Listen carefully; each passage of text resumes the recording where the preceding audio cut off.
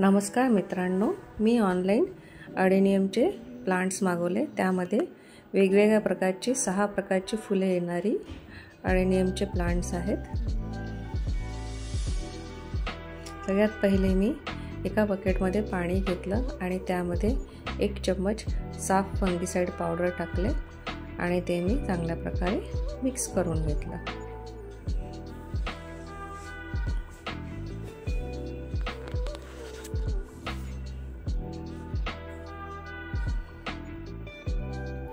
मग त्यामध्ये मी अडेनियमचे प्लांट्स ठेवले। हे प्लांट्स मी 2 तास साफ फंगीसाइडच्या पाण्यामध्ये ठेवले। यामुळे काय होईल की झाडही जंतुनाशक होतील, त्याला काही इजा होणार नाही। त्यानंतर मी कुंडीसाठी माती तयार केली। सगळ्यात पहिले मी नॉर्मल माती घेतली।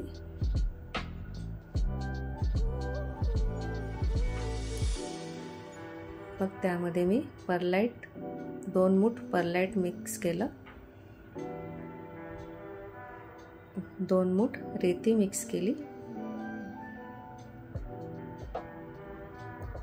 त्यानंतर कुठलंही एक कंपोस्ट, माझ्याकडे वर्मी कंपोस्ट होतं तर ते मी जास्त प्रमाणात टाकून घेतलं आणि ते चांगल्या प्रकारे मिक्स केलं।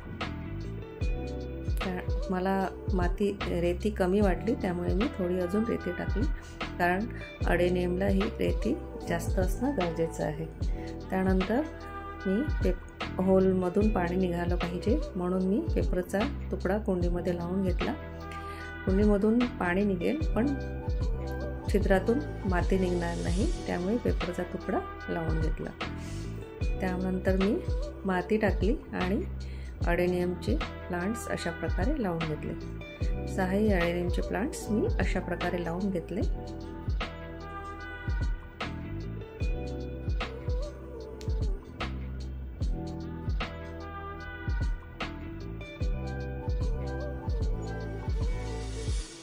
त्यानंतर मी त्याला 3 दिवस सावलीमध्ये ठेवणार आणि मग उन्हामध्ये ठेवणार। धन्यवाद।